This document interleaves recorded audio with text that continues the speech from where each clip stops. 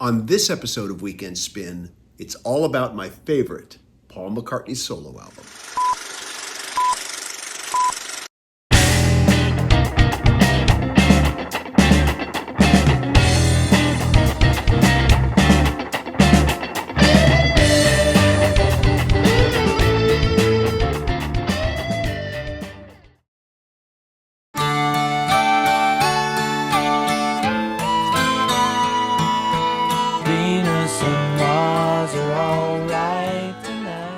Released in May 1975 as the follow-up to the extremely popular Band on the Run from 1973, Venus and Mars is the fourth studio album by Wings.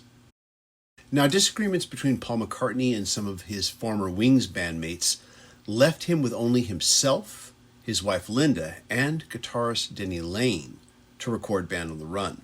So at the start of Venus and Mars, McCartney recruited guitarist Jimmy McCulloch and drummer Jeff Britton in 1974.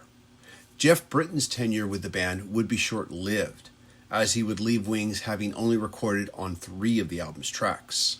Accounts on why he departed vary by source, some citing tensions between him and the rest of the band, but others describing his departure as perfectly amicable, so that he could pursue a film and music opportunity that made use of his expert martial arts skills. Regardless, he would be replaced by drummer Joe English, who would continue with the band until the release of London Town in 1978. Now, one really wild fact that I discovered while researching this video is that during the recording sessions of Venus and Mars, John Lennon was also going through his lost weekend period. He was estranged from Yoko Ono, and he was dating May Pang. Now, according to Pang, John was considering visiting McCartney in the studio with the thought that he might renew his writing relationship with him. But John Lennon would end up reconciling with Yoko Ono, and the visit never happened. It's an interesting musical what-if to consider if the visit had actually occurred. And perhaps a renewal of their writing partnership could have started with Venus and Mars. This is TJR, and if you're enjoying this video, please remember to click like and click subscribe so that the YouTube algorithm recognizes this channel. So before I begin our track-by-track section, full disclosure, this is my favorite Paul McCartney solo album, and I actually like it better than Band on the Run. I know, it's an unpopular opinion. I'll look forward to all of your hate comments. You sick little monkey! I should also add that Venus and Mars was not only my first solo McCartney album, but it was also my first experience with all things Beatles. More on that later. Side 1, tracks 1 and 2, Venus and Mars, Rock Show.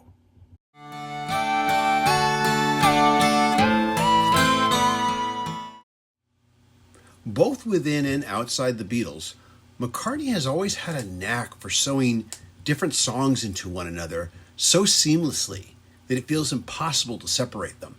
And even though these two songs are about different things, it's not hard to lyrically connect them.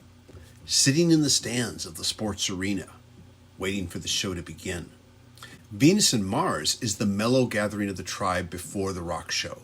It's the audience hanging out, having conversations, sharing a joint, and then all hell breaks loose as the band takes the stage.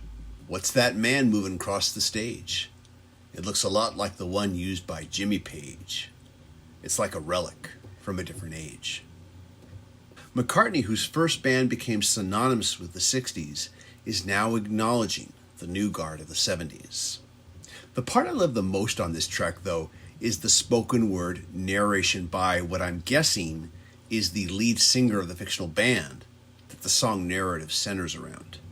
In my green metal suit, I'm preparing to shoot up the city, and the ring at the end of my nose makes me look rather pretty. It's a pity there's nobody here to witness the end, save for my dear old friend and confidant, Mademoiselle Kitty. These lyrics embrace the more dangerous image of rock bands of the 70s versus the more peace-loving flower power message of the 60s. The other thing I love about this track, and it's something that no one ever really talks about on the internet, is the song's second ending. Now, on Top 40 radio, Rock Show ended with the band playing the closing chord. But on the LP, the song continues for another minute and a half or so. There is a brief drum fill, and then a rollicking, soul-driven piano riff.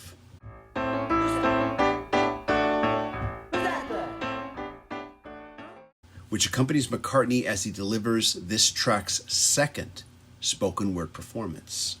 Now, I can't confirm this, but during this section, it sounds to my ears like McCartney is trying to bury his British accent and sound like a black dude from America as he tells his girlfriend to put her dress on so they can go to the rock show.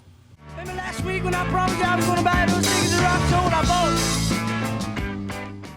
This closing riff repeats over and over as it builds and builds into something more psychedelic. Track 3, Lovin' Song. Loving song, loving. I honestly wasn't all that crazy about this track when I first heard it back in the 70s. But over the decades, I have grown to appreciate it and enjoy it more. I think what really lifts this song up is the production and arrangement stylings that McCartney created for it. Track 4, You Gave Me the Answer. You gave me the answer to love eternally. This track falls into McCartney's Tin Pan Alley tradition that includes Beatles tracks like When I'm 64, Your Mother Should Know, and Honey Pie. I know that some people really dislike these occasional forays into this kind of music, but personally I love them. These songs are jubilant, but they also provided a way for me to connect with my mother on a musical level, since songs like You Gave Me the Answer spoke to the generation of music that she grew up with. To enhance the realism of the time period that McCartney was trying to emulate, he recorded his lead vocals through a filter that removed much of the lower end frequencies. This was to help emulate the sound of singing through a megaphone. Track 5, Magneto and Titanium Man. Magneto and Titanium Man. So growing up, I loved reading comics, which back then was a real social faux pas and also a good way to engage in social leprosy. So I can't begin to tell you how validating it felt to hear a song written and recorded by a Beatle that featured real Marvel Comics characters. The character of Magneto is credited to Stan Lee and Jack Kirby. The characters Titanium Man and Crimson Dynamo are credited to Stan Lee and Don Heck. Now, reports vary on the creation of this song. Some accounts state that McCartney was a Marvel Comics fan himself and took inspiration from his own experiences reading them.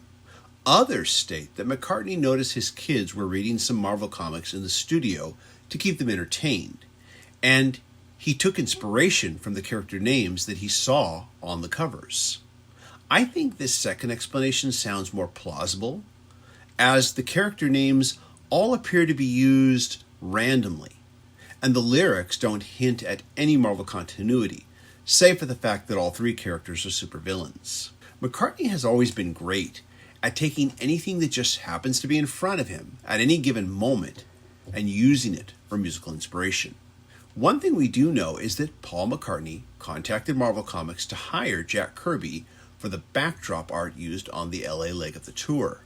McCartney gave Jack Kirby front row seats and backstage passes, and Kirby attended the concert with his daughter, who was a big Beatles and McCartney fan. And while backstage, Jack Kirby gave Paul and Linda an original comic drawing that he did for them. Now, if you think that the only reason I love this song is because it features Marvel Comics characters, you are wrong. I love this song because it's so fun, upbeat, and catchy as hell. And like so many of his best hits, both written within and outside the Beatles, it makes me happy when I hear it. Track 6, Letting Go.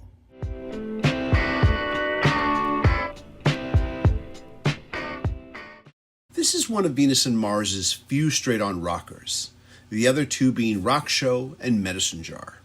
Paul McCartney is oftentimes best known for being the guy that can write incredibly upbeat, fun songs that can make you feel good about life. And Venus and Mars definitely has these. But songs like Letting Go show how well he can pull off gritty blues rockers too. Then of course there's the song's lyrics, with its themes of passion and obsession. Ah, she tastes like wine, such a human being so divine. Oh, she feels like sun. Mother Nature, look at what you've done. That was the first verse, but it was the second verse that really made me pause and think, WTF. Ah, she looks like snow. I want to put her in a Broadway show. Ah, she'll dance and dine. Like a Lucifer, she'll always shine. I heard that and I remembered thinking, Paul, you're going that dark, really? Then I would find out that the word Lucifer can also mean the planet Venus when appearing as the morning star. This definition definitely fits the song's themes much better. Side 2, Venus and Mars reprise. Standing in the hall of the great cathedral. It's really a total fluke. I was just sitting down and started seeing anything, and some words came out, and I got this whole idea. Well, the bit on the second side came first, and I got this idea about a fellow sitting in a cathedral waiting for this transport from space that was going to pick him up and take him on a trip. The guy is a bit blotto and starts thinking about a good friend of mine studies the stars. Venus and Mars are all right tonight. When I first listened to Venus and Mars Rock Show on side 1, I found myself wishing that the Venus and Mars part had gone on a bit longer. So the Venus and Mars reprise on side 2 kind of fulfilled that wish, but only up to a point. Call me selfish, call me demanding, just don't call me late for dinner. But over the decades, I have oftentimes wished that Sir Paul would have recorded and released a single version of Venus and Mars. Something that combined the side 1 opening and the side 2 reprise and turned it into a complete whole. Track 2, Spirits of Ancient Egypt. You're my baby. McCartney was having dinner with Chet Atkins, who out of nowhere asked him, "Are you interested in Egyptian mythology?" This led to Atkins loaning him a book by Peter Tompkins titled Secrets of the Great Pyramid. It was this book that would inspire Spirits of Ancient Egypt. Now, this particular track was originally one that I was not fond of in my early youth, but just like Love and Song, I have grown to enjoy it more and more over the decades. And Denny Laine gets a well-deserved moment in the lead vocal spotlight. Track 3, Medicine Jar.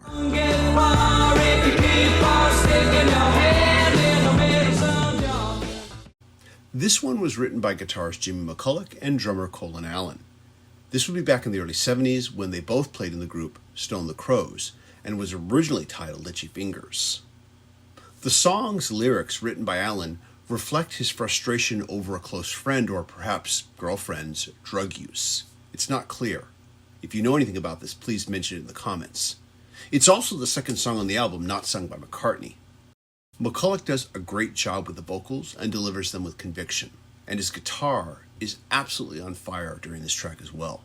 Sadly, 4 years later, Jimmy McCulloch would be found dead. An autopsy found that McCulloch died of heart failure due to morphine and alcohol poisoning. He was not known for being a user of hard drugs. Track 4, Call Me Back Again. Come on and call me back again. Primarily written at the Beverly Hills Hotel, this track is filled with the kind of New Orleans-style bluesy soul that surrounded him during his recording sessions in Louisiana. I describe this one as Oh Darling with a more loose approach. Now don't get me wrong, I know that the rest of the Beatles hated Oh Darling. This is very well documented. And when I consider the stories as told by the other Beatles about those recording sessions, I can understand why. But I can't argue with the finished results. Oh Darling is a masterpiece of production. Still though, I can't help but feel that the Beatles might have liked Oh Darling a whole lot more if McCartney had taken a much looser approach with it, like he did with Call Me Back Again. Track 5, Listen to what the man said. For all we know, our love will grow. That's what the man said. This song contains a very special significance for me, as it was my introduction to all things Beatles. Let me set the stage for you. Venus and Mars releases in May 1975. That December, I get my first AM/FM radio as a Christmas present. This begins my journey into popular music, and I begin to spend a lot of time dialing through radio channels, discovering the popular songs of the day. Roughly 30 days later, and I'm listening to Casey Kasem count down the top songs of 1975. And among the many hit songs of 75 that I discovered that evening was the track, Listen to What the Man Said. In his intro leading up to the track, Casey Kasem mentions that the band he's about to play features a former Beatle. Now, at this tender young age, I knew pretty much nothing about the Beatles. And my sole impression of them is that they were an older band that once had a hit song that went, yeah, yeah, yeah. Up until this moment, I didn't know the names John, Paul, George, and Ringo, and I had no awareness that any of them were still making music. But there was something in the way that Casey Kasem talked about all of this that implied that the Beatles were a big deal and that I should take note. A much bigger deal than I had been previously aware of. So when I finished listening to this song for the first time, I have to admit I was blown away. I mean, I liked the song immediately, and it sounded completely fresh to my ears. And I thought to myself, is this what the Beatles sound like? But that's another story for another time. But even without this personal history, Listen to What the Man Said has never failed to make me love life whenever I hear it. Track 6, Treat Her Gently, Lonely Old People.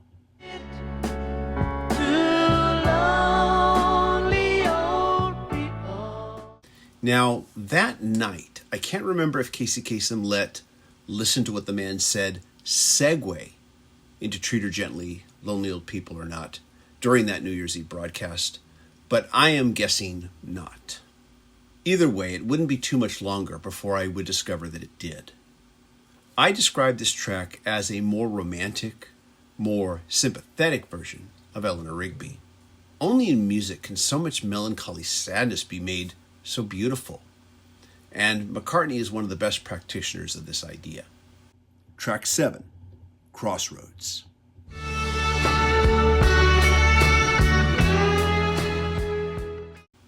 So for a very long time, I just didn't understand what this was. I didn't know that it was the theme to a British soap opera. And it would be a very long time before I would understand that its placement after Lonely Old People was a bit of an in-joke. A very British in-joke. McCartney thought it would be funny to have Lonely Old People followed up by the Crossroads TV theme song, because the general consensus of the time was that old people watched Crossroads.